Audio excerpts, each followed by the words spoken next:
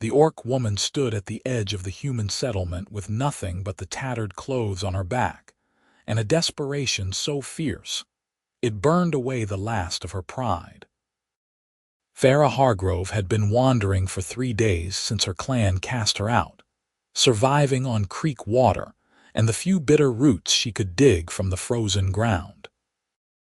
Winter was settling over the frontier lands, and she knew with absolute certainty that she would not survive another week without shelter.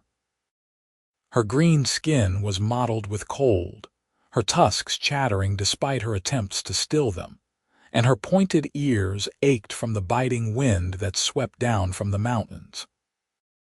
The farmstead before her was modest, a sturdy timber house with smoke rising from its chimney, a barn that had seen better days, and fields lying fallow under the first dusting of snow.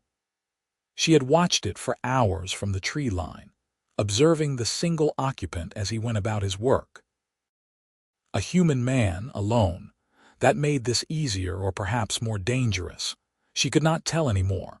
Farah forced her legs to move, each step toward the house feeling like a betrayal of everything she had once been. Orc women did not beg. They did not humble themselves before humans. But orc women also did not get exiled for showing mercy to a human child, and Farah had learned that the old rules no longer applied to her. She knocked on the door with a trembling fist, then stepped back and lowered her eyes to the ground.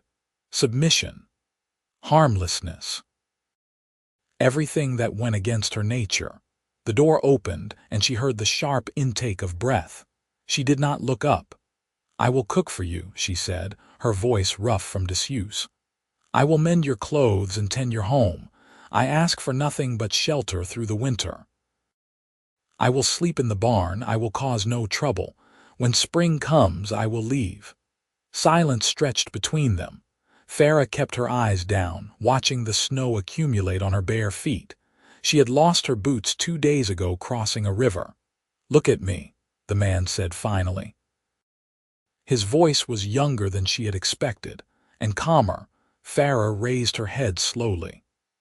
The man was perhaps 25, with dark hair that fell across his forehead and eyes the color of summer wheat. He was lean but not weak, with the weathered hands of someone who worked the land. He wore a simple wool shirt and trousers, and he was studying her with an expression she could not quite read. "You are freezing," he said. "I am fine. Your feet are blue." Farah looked down at them. He was not wrong. "I will manage." The man, she did not yet know his name, made a frustrated sound. "Come inside. We can discuss terms by the fire." She hesitated. "The barn would be inside," he repeated, stepping back to make room. "Before you lose those toes."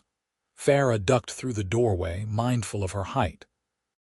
She was taller than him by half a head, broader across the shoulders, and she could see the way his eyes tracked the muscles in her arms, assessing whether she was a threat. Humans always did that. The interior of the house was simple but well maintained. A fire crackled in the stone hearth, and the smell of something cooking made her empty stomach clench painfully. There was a table with 2 chairs, a narrow bed in the corner, shelves lined with preserves and dry goods, and little else. This was the home of a man who lived for function, not comfort. "Sit," he said, gesturing to one of the chairs near the fire. Farah sat carefully, trying not to drip melted snow all over his floor. The warmth from the hearth was almost painful against her frozen skin. The man disappeared into a back room and returned with a thick blanket, which he draped over her shoulders without comment. Then he ladled something from the pot over the fire into a wooden bowl and set it before her with a spoon. "Eat first. Talk after." The stew was simple root vegetables and salted pork, but it was the most delicious thing Farah had ever tasted. She forced herself to eat slowly, to not gulp it down like the starving creature she was. The man sat across from her and waited, his hands folded on the table. When she had finished, he spoke. My name is Fletcher Xander. This is my farm, what there is of it. My father died last spring, and I have been working it alone since. I am Farah Hargrove. She set down the spoon. I meant what I said. I can work. I am strong. I know how to manage a household. I will not steal from you or harm you. Why were you cast out? Fletcher asked, his eyes steady on hers. Farah had known the question would come. There was a human child in the woods, lost. My clan wanted to leave him to die, or worse. I helped him find his way back to the trade road. They saw this as betrayal.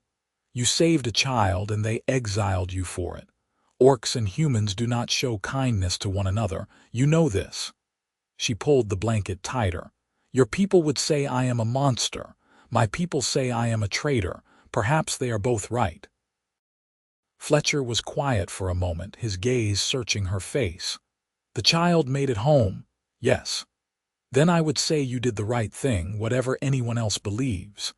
He stood and moved to the hearth, poking at the fire with an iron rod. I will be honest with you, Farah. I need help. This farm is too much for one person, and I have been barely managing. But if people in town learn I am sheltering an orc, there will be trouble. I understand. I will stay out of sight. That is not what I meant. He turned to face her. I meant that I am willing to face that trouble, but I need to know you are committed to staying, at least through the winter. I cannot afford to train someone and then have them disappear. Farah blinked. You would take that risk, for a stranger.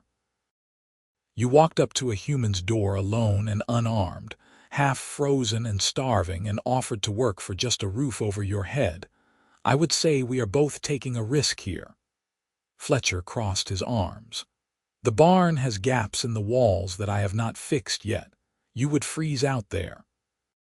There is a loft above this room that I use for storage. We can clear it out and make you a proper space. You will eat at this table with me, and I will pay you a small wage in addition to room and board. That is not necessary. It is to me, he said firmly. You said you can cook and mend and tend house. Can you also help with the animals and the heavier farm work? Yes, I am strong. Then we have an agreement.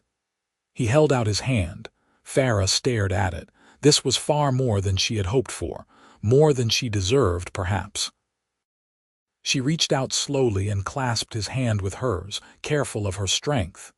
His hand was warm and calloused, and he met her grip without flinching. Thank you, she said quietly. I will not disappoint you. I believe you, Fletcher said, and the simple trust in his voice made something crack in her chest.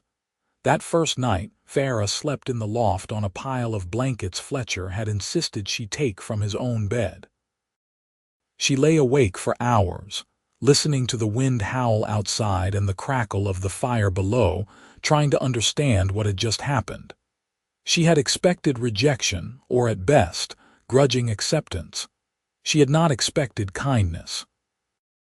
The next morning, she woke before dawn and descended the ladder to find Fletcher already up, stoking the fire. He looked up when she appeared and nodded a greeting. There is porridge in the pot. Help yourself. After we eat, I will show you around the farm and we can decide how to divide the work. Farah served them both, and they ate in companionable silence as the sun rose outside the windows. Then, Fletcher pulled on a heavy coat and led her out into the cold morning air. The farm was small but well organized. There were chickens in a coop, 2 dairy cows in the barn, a pen with 4 sheep, and a vegetable garden that lay dormant under the snow.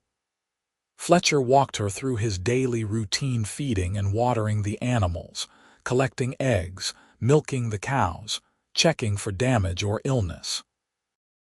He spoke matter-of-factly, never condescending, and when she asked questions, he answered them with patience. The sheep will need shearing come spring, he said, leaning against the pen's fence. And I am hoping to expand the vegetable garden. The soil is good here, but I have not had time to clear more land. I can help with that, Farah said. And I know some things about sheep, My clan kept herds. Fletcher's expression brightened. That would be helpful. I am still learning as I go. My father was the one with the knowledge, and I did not pay as much attention as I should have when he tried to teach me. Why not? He was quiet for a moment. I wanted to be a soldier. I left home when I was 18 to join the border guard. I only came back because he got sick and there was no one else. He cleared his throat. I thought I had more time to make peace with that choice. Turns out I did not. Farah heard the grief in his voice and recognized it. She had lost her family too, in a different way. He would be proud that you came back, that you are keeping his farm alive. Fletcher glanced at her, something soft in his expression. Thank you for saying that. They worked together throughout the day, falling into an easy rhythm. Farah discovered that Fletcher was a patient teacher, and he seemed genuinely pleased when she grasped something quickly. She, in turn, found herself relaxing around him in a way she had not expected. He did not flinch from her tusks or stare at her green skin. He simply treated her like a person. That evening, Farah cooked dinner, a hearty stew with the dried beans and smoked meat from Fletcher's stores, seasoned with herbs she found hanging from the rafters. When he tasted it, his eyes widened. This is excellent. Where did you learn to cook like this? My mother, Farah said, feeling the familiar pang of loss. She said that a woman who could not feed her family was no woman at all. She taught you well. They ate together, and afterward, Fletcher brought out a basket of clothes that needed mending. Farah took it to the fire and began working through the pile, her needle flying through the fabric. Some of the tiers were old, patched poorly or not at all, and she felt a surge of sympathy for this man who had been doing everything alone for so long. You do not have to finish all of that tonight, Fletcher said from where he sat repairing a leather harness. It is fine. I like having something to do with my hands. They worked in silence for a while, and then Fletcher said, "Can I ask you something?" Yes. What was it like? Growing up in an orc clan, Farah considered the question. No human had ever asked her that before. Harsh. We value strength above all else. Weakness is not tolerated, but there is also honor and loyalty to your kin. Family is everything, she paused. Or it was to me. I thought my actions honored my family, showing mercy. I was wrong. You were not wrong, Fletcher said quietly. They were. Farah looked up at him and their eyes met across the firelight. Something passed between them, a recognition, perhaps, of two people who had both been set adrift from the lives they thought they would have. Winter deepened, and the days fell into a comfortable pattern. Farah woke early and started the fire, then prepared breakfast while Fletcher tended the animals. They worked together through the morning, taking on whatever tasks the season demanded, repairing the barn roof, reinforcing the chicken coop against foxes, splitting firewood. In the afternoons, Farah would cook or clean or mend while Fletcher worked on larger projects. Evenings were spent by the fire, sometimes talking, sometimes in companionable silence. Farah found herself watching Fletcher when he was not looking, the way his brow furrowed when he was concentrating, the rare smile that transformed his serious face, the gentleness with which he handled the animals. He was nothing like the humans her clan had described: cruel, greedy, treacherous. He was kind and fair and deeply lonely, and she understood that loneliness all too well. She did not let herself dwell on these observations. There was no future in that direction. She was orc, he was human, and the world had no place for whatever impossible thing might grow between them. But then the town delegation arrived. It was a cold morning in late winter when 3 men on horseback rode up to the farmstead. Farah saw them from the barn and immediately retreated into the shadows, her heart hammering. Fletcher was in the house. She watched through a gap in the barn wall as he emerged to meet them. "Fletcher," one of the men said, dismounting. He was older with a gray beard and an air of authority. "We need to speak with you." "Magistrate Corwin," Fletcher said evenly. "What brings you out here?" "There are rumors," the magistrate said, his voice carrying across the yard, "that you are harboring an orc." Farah's blood ran cold. She should run, disappear into the woods and save Fletcher the trouble, but her feet would not move. "And if I am," Fletcher said. "Then you are a fool," one of the other men spat. "Orcs are dangerous. They are animals. You are putting the whole settlement at risk." "She is one woman, alone and unarmed," Fletcher said, his voice hardening. "How exactly is she a risk to anyone?" "They are all risks," the magistrate said. "You know what happened to the village of Thornhill. Orc raiders killed half the population." "That was a war party of 30 warriors," Fletcher snapped.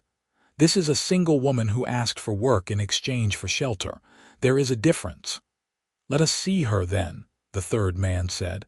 "Let us judge for ourselves." Fletcher was silent for a moment, and then he turned toward the barn. "Farah, come out, please." She wanted to refuse, to hide, but he had asked, and she owed him her honesty. Farah stepped out of the barn and walked slowly across the yard, keeping her hands visible and her posture non-threatening. The 3 men recoiled visibly as she approached. "This is Farah Hargrove," Fletcher said. "She has been working for me since early winter. She is a good worker and has caused no trouble." The magistrate stared at her with undisguised disgust. "An orc with a human surname. How did you come by that?" "I chose it," Farah said quietly. "When my clan cast me out, I took a new name." "Why were you cast out?" "I saved a human child's life." The men exchanged glances. "That is a convenient story," one of them muttered. "It is the truth," Farah said. "You may believe it or not." "Fletcher, you need to send her away," the magistrate said. "For your own safety, if nothing else." "What happens when more orcs come looking for her?" "They will not," Farah said before Fletcher could respond. "To my clan, I am already dead. They will not waste resources searching for me." "You cannot know that." "I know my people better than you do." The tension was thick enough to choke on. Fletcher stepped forward, positioning himself slightly in front of Farah. It was a protective gesture, and it made her chest ache. "Magistrate Corwin, I appreciate your concern, but this is my land and my decision." Farah stays. "Then you are making an enemy of the town," one of the other men said. "Do not expect help when you need it." "I have managed this long without help," Fletcher said coldly. "I will continue to manage." The magistrate shook his head. "You are a stubborn fool, Fletcher Xander.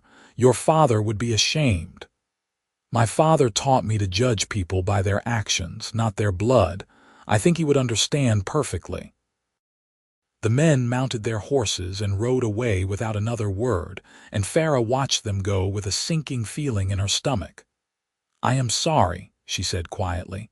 "I have brought trouble to your door." Fletcher turned to face her. "You have done nothing wrong." "They are afraid of what they do not understand. Let them be afraid. They could come back. They could burn your farm. They could also learn to mind their own business." He sighed, running a hand through his hair. "I will not lie to you, Farah. This complicates things. But I am not sending you away because some closed-minded fools decided to ride out here and make threats." "Why?" The question burst out of her before she could stop it. "Why are you willing to risk so much for me?" Fletcher looked at her for a long moment, and something in his expression made her breath catch. "Because you deserve better than what the world has given you. Because you have worked harder than anyone I have ever known and never asked for more than you were promised. Because," he stopped himself, shaking his head, "because it is the right thing to do." Farah wanted to believe that was the only reason, wanted to ignore the way her heart was racing and the warmth spreading through her chest, but she could not lie to herself anymore. Somewhere along the way, between the shared meals and the quiet evenings and the way he smiled when she made a joke, she had fallen in love with Fletcher Xander. And that was the most dangerous thing of all.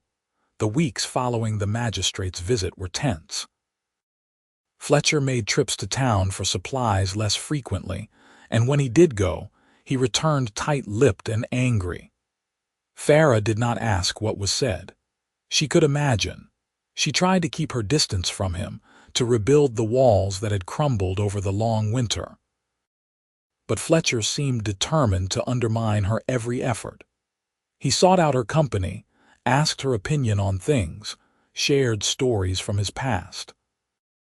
He laughed at her dry observations and complimented her cooking, and looked at her with those warm, wheat-colored eyes that made her feel seen in a way she had never experienced. Spring arrived slowly, melting the snow and turning the fields to mud.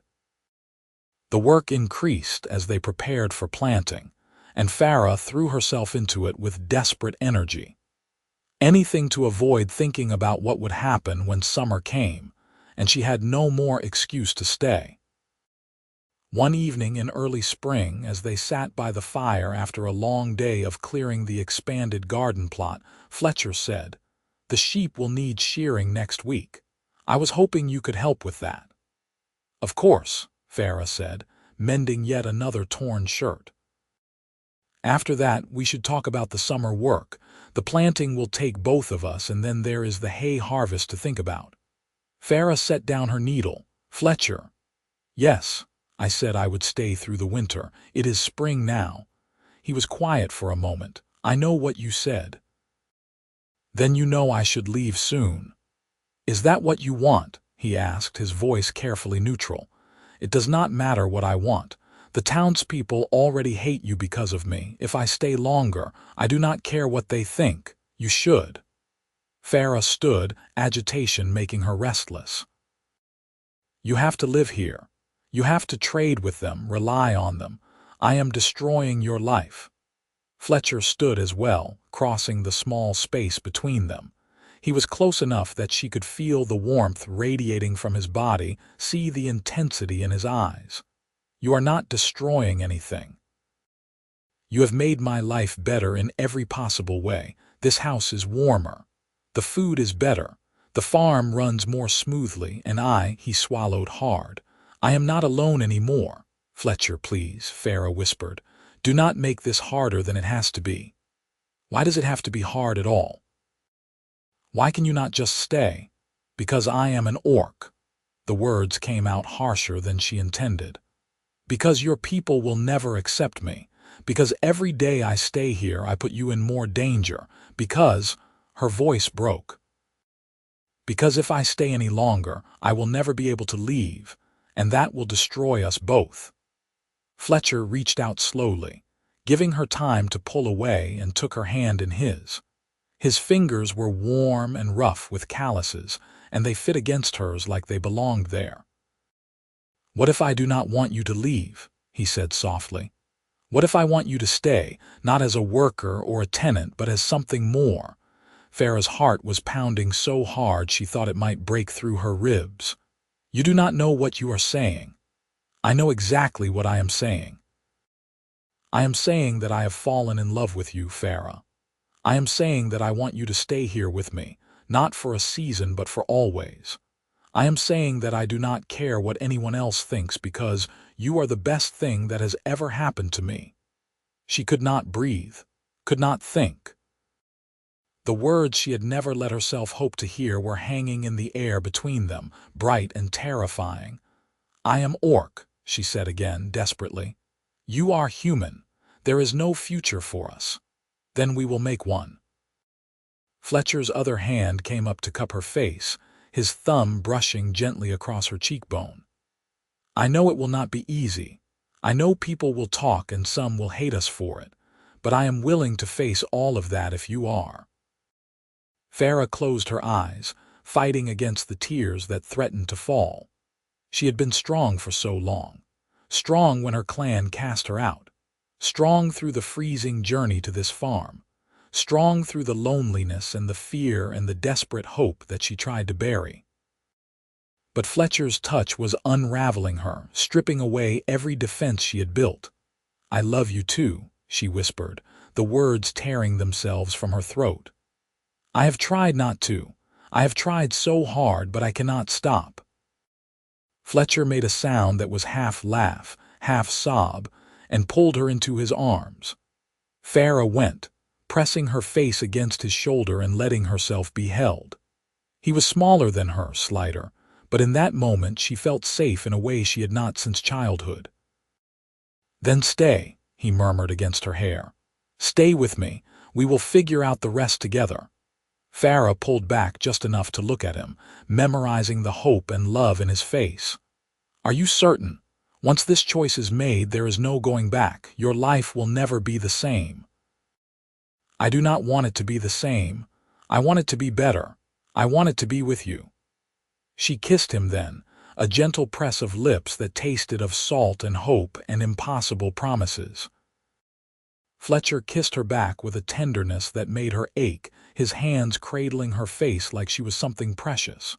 When they finally pulled apart, both breathing hard, Fletcher said, "Is that a yes?" Farah laughed, the sound rusty but genuine. "Yes, I will stay." They stood there in the firelight, holding each other, and Farah felt something shift inside her chest. For the first time since her exile, she felt like she had come home. The next weeks were strange and wonderful. Nothing changed, and everything changed. They still worked the farm together, still shared meals and mended clothes by the fire. But now Fletcher's hand would find hers as they walked between the barn and the house. Now she could lean against his shoulder in the evenings without feeling guilty. Now there were kisses stolen in the morning light and quiet words of love spoken in the dark. Farah had never been happier, or more terrified. The other shoe dropped on a market day in late spring. Fletcher had gone to town to sell eggs and buy seed, and Farah was in the garden when she heard the horses. 5 men this time, armed with clubs and torches. The magistrate was not among them. These were young men, angry and looking for trouble. Farah straightened slowly, her hand moving to the hoe she had been using. Not much of a weapon, but better than nothing. "The freak is alone," one of them said, grinning. "Perfect." "Where is Xander?" another demanded. "In town," Farah said, keeping her voice level. "You can wait for him if you like. We are not here for him. We are here to give you a message. Get out of our territory, monster, or we will burn you out. This is Fletcher's land. I am here at his invitation. Fletcher is a traitor to his own kind. Once we deal with you, we will deal with him." Farah's grip tightened on the hoe. "I will not let you hurt him," the men laughed. "You think you can stop us. You are outnumbered, orc, perhaps, but I will make sure at least 2 of you do not walk away." The laughter died. The men exchanged glances, reassessing.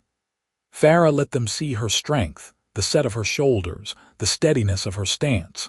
She was 1 against 5, but she was orc, and they were soft town boys playing at violence. "Is there a problem here?" Fletcher's voice cut across the yard like a whip. Farah's heart leapt with relief and terror. He had returned, and he was walking toward them with a fury in his eyes that she had never seen before. "Stay out of this, Xander," one of the men said. "We are just explaining the situation to your pet monster." "She is not a monster, and she is not my pet." Fletcher positioned himself beside Farah, shoulder to shoulder. "She is the woman I love, and if you have something to say to her, you say it to both of us." The men stared. "You are serious. You actually care about this thing." "Her name is Farah. And yes, I care about her more than I care about anything else in this world. So whatever you came here to do, you had better think very carefully about whether it is worth making an enemy of me. You are one man. I am one man who spent 4 years in the border guard and knows exactly how to make your lives very difficult." Fletcher's voice was cold. "I know where you live. I know your families. I know every vulnerable thing about this settlement because I grew up here. So ask yourselves, is your prejudice really worth what I will do if you hurt her?" The men shifted uncomfortably. One of them spat on the ground. This is not over, Xander. You are choosing her over your own people. You will regret it. The only thing I regret is ever calling you my people.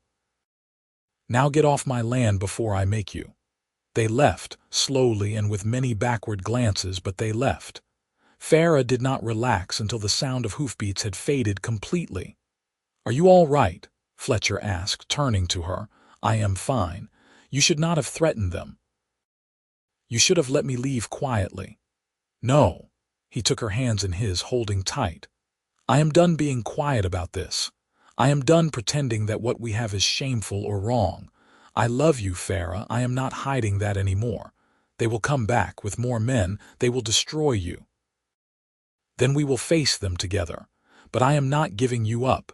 Not for them. Not for anyone." Farah pulled him into her arms, holding him close and trying not to think about all the ways this could end badly. "You are the stubbornest man I have ever met. I learned from the stubbornest woman I have ever met." Despite everything, she smiled against his hair. "What are we going to do?" "I have an idea," Fletcher said slowly, "but you might think I am insane." "Tell me." He pulled back to look at her. "Marry me," Farah blinked. "What? Marry me?" "Not just declaring our love in private, but making it official, legal.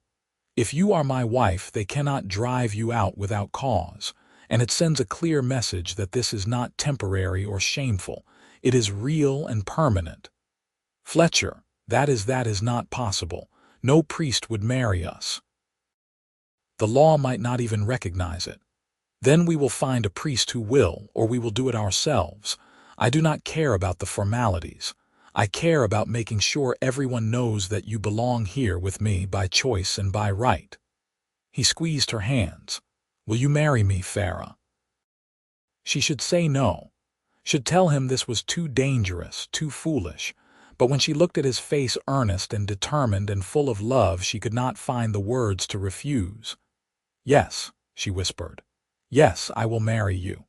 Fletcher's answering smile was bright enough to rival the sun. They married themselves that night, under the stars, with no witnesses but the sheep and the chickens. Fletcher spoke vows he had written himself, promising to honor and protect and love her for as long as he lived. Farah spoke her own promises in return, her voice shaking with emotion. They exchanged simple rings that Fletcher had carved from wood that afternoon, and they sealed the vows with a kiss that tasted of tears and hope. It was not legal. It would not be recognized. But it was real, and that was all that mattered. The trouble they expected did not come immediately. Days passed, then weeks. Fletcher continued to go to town, and though people gave him cold looks and refused to speak to him, no one tried to stop him from trading. Farah stayed close to the farm, working herself to exhaustion to avoid thinking about what might be coming. Then on a hot summer evening, a rider came up the road. Farah tensed, ready to run or fight, but Fletcher touched her arm. "Wait, I know him." The rider was young, barely past boyhood, and he dismounted in a rush. "Fletcher, I came to warn you, there is going to be a town meeting tomorrow night. They are voting on whether to force you to leave the settlement." "On what grounds?" Fletcher demanded, harboring an orc, being a danger to the community. "They are saying you have been corrupted, that you might side with orcs in a raid." The boy looked at Farah, his expression uncertain. "I do not believe it. My mother says you are good people, both of you, but there are not many who think that way." "Thank you for the warning," Fletcher said. "Tell your mother we appreciate her support." The boy nodded and rode away. Farah turned to Fletcher, her heart sinking. "This is it then. They will force you out and it will be my fault." "Stop saying that. This is their fault for being small-minded and cruel, not yours." "What are we going to do?" Fletcher thought for a moment, then squared his shoulders. "We are going to that meeting, and we are going to give them a choice." The town hall was packed the next evening, every chair filled and people standing along the walls. Farah followed Fletcher inside, and the room went silent as people turned to stare at her. She kept her head high and her expression neutral, refusing to show fear. The magistrate stood at the front, his face grave. "Fletcher Xander, you are not invited to this meeting. This meeting is about me and my choices. I have a right to be here. You have no rights when you harbor a monster under your roof." "She is not a monster. She is my wife." The room erupted. People shouted over each other, their voices a chaos of anger and disbelief. The magistrate banged his gavel repeatedly until order was restored. "That is impossible," he said flatly. "No priest would marry you. We married ourselves. In the eyes of the gods and by our own oaths, whether you recognize it or not does not change the truth. You have lost your mind, Xander. This creature has bewitched you. Enough." Fletcher's voice cracked like thunder. "I have listened to your insults and your threats for months. I have been patient, but I am done. You want me to make a choice? Fine, here it is. My wife and I will continue to live on my farm and work my land. If anyone tries to force us out or harm us, I will defend us with lethal force if necessary. And if you push this issue, I will ride to the Capitol and file a formal complaint about the magistrate's office inciting violence against a lawful resident. She is an orc. She has no legal standing. She is a person living on private land, working for a living, causing no harm. The law is on my side, and you know it. So here is your choice. Leave us alone and we will be peaceful neighbors. Continue to harass us, and I will make this fight as public and as expensive for this town as I possibly can." The room was silent again, people staring at Fletcher with a mixture of shock and grudging respect. The magistrate looked like he had bitten into something sour. "You would go to war for an orc." "I would go to war for my wife," Fletcher corrected. "Every time, without hesitation." An older woman stood up from the back of the room. Farah recognized her as the mother of the boy who had warned them. "I say let them be. Fletcher has never caused trouble. His father was a good man and a good neighbor. If he says this orc woman is decent, maybe we should trust his judgment." "She saved a human child," someone else called out. "That is why her own people cast her out. Does that sound like a monster to you?" Slowly, reluctantly, other voices joined in. Not everyone, there were still plenty of hard, angry faces in the crowd, but enough that the tide began to turn. The magistrate banged his gavel again. "Fine, we will table this issue for now, but Xander, if there is any trouble, any at all, we will revisit this conversation." "There will be no trouble from us," Fletcher said firmly. "We just want to be left in peace."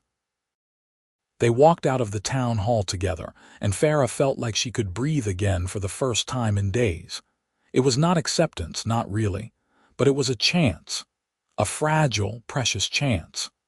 "That was incredibly stupid and incredibly brave," she said as they rode the wagon home. "I learned from my incredibly stupid and incredibly brave wife." She laughed despite herself, leaning against his shoulder. "What happens now? Now we go home. We plant the rest of the crops. We shear the sheep. We live our lives." He glanced at her, smiling. "And we hope that someday people will see you the way I do." "How is that? As the strongest, kindest, most beautiful woman I have ever known."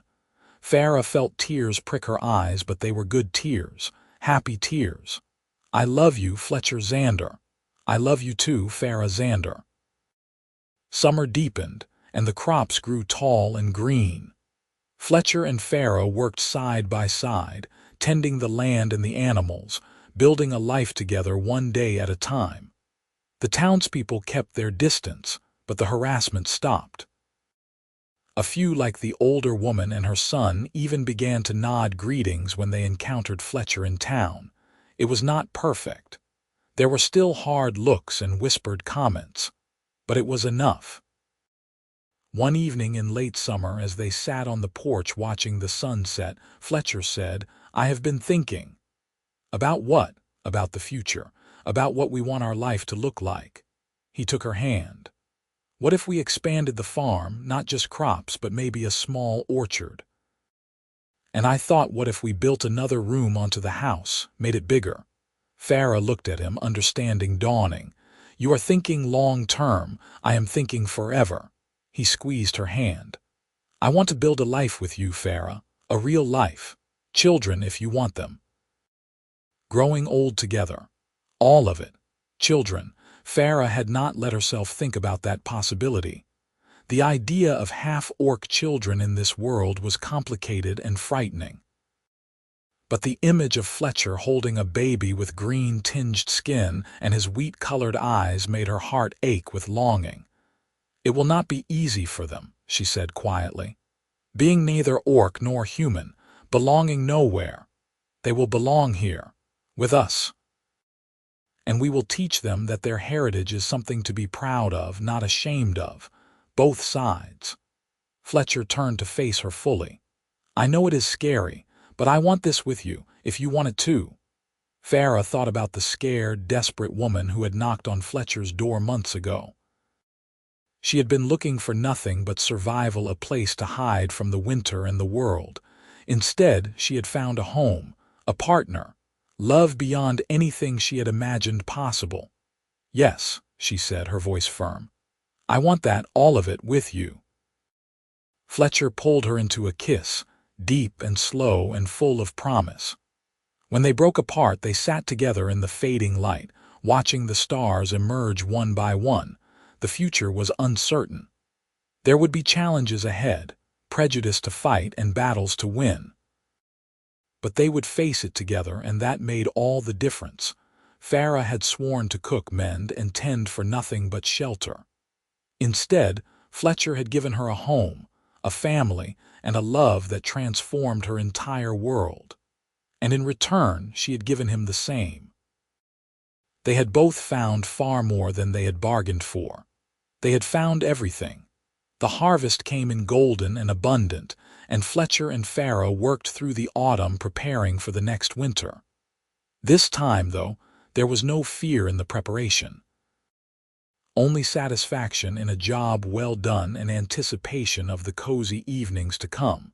On the first snowfall of the season, Fletcher brought home a surprise from town, a thick leather-bound book and a bottle of ink. I thought we could keep a record, he explained, of our life together. For ourselves, and maybe someday for our children. Farah traced her fingers over the smooth cover, touched beyond words. That night by the firelight, Fletcher wrote the first entry in his careful hand. This is the story of Farah and Fletcher Xander, who found each other when they both needed saving and built something worth saving in return. Farah looked over his shoulder and smiled. It was a good beginning. And she knew, with absolute certainty, that their story would only get better from here. Years later, when travelers passed through and asked about the unusual household on the edge of the settlement, the human man and his orc wife, who farmed the most prosperous land in the region, the locals would tell the story with varying degrees of accuracy. Some made Fletcher a hero. Some made Farah a tragic figure. Some got the details entirely wrong, but the truth was simpler and more profound than any story. It was about two lonely people who chose each other despite a world that told them not to. Who built a life together through hard work, fierce love, and stubborn determination. Who proved that sometimes the most radical act is simply choosing to see another person's worth. Farah had sought nothing but shelter, and Fletcher had given her the world. In return, she had given him a home in the truest sense, not just a place, but a person to return to. Someone who knew all his flaws and loved him anyway. Someone who made the work lighter and the laughter sweeter and the future worth fighting for. They grew old together on that small farm, surrounded by children and grandchildren who carried both human and orc blood in their veins and wore it with pride.